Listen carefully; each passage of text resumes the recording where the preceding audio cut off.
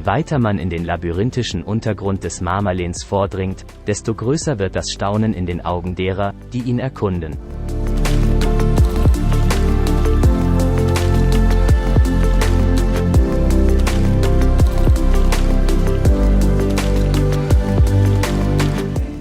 Im Laufe der Jahrhunderte wurden enge, unregelmäßige Räume durch menschliches Geschick in verschlungene Gänge verwandelt, die sich über beachtliche Entfernungen erstrecken. Einige der unterirdischen Gänge scheinen fast den Zugang zu einer anderen Welt zu ermöglichen.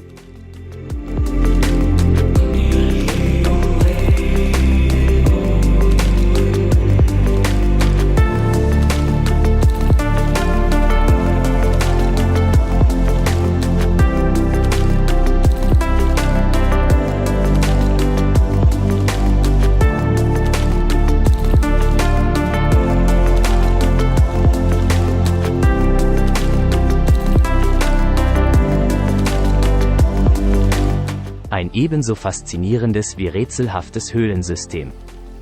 Jeder Hinweis auf seine Herkunft ist von der pechschwarzen Dunkelheit seiner Kammern getrübt.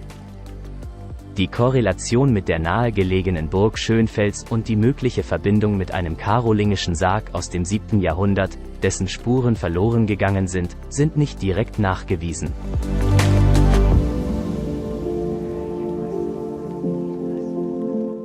Die Entdeckung von Sandsteinblöcken mit einem charakteristischen zylindrischen Profil, die möglicherweise zu alten Mühlsteinen gehören, liefert ebenfalls keine schlüssigen Informationen. Das Alter der Steinbrüche bleibt daher eine offene Frage.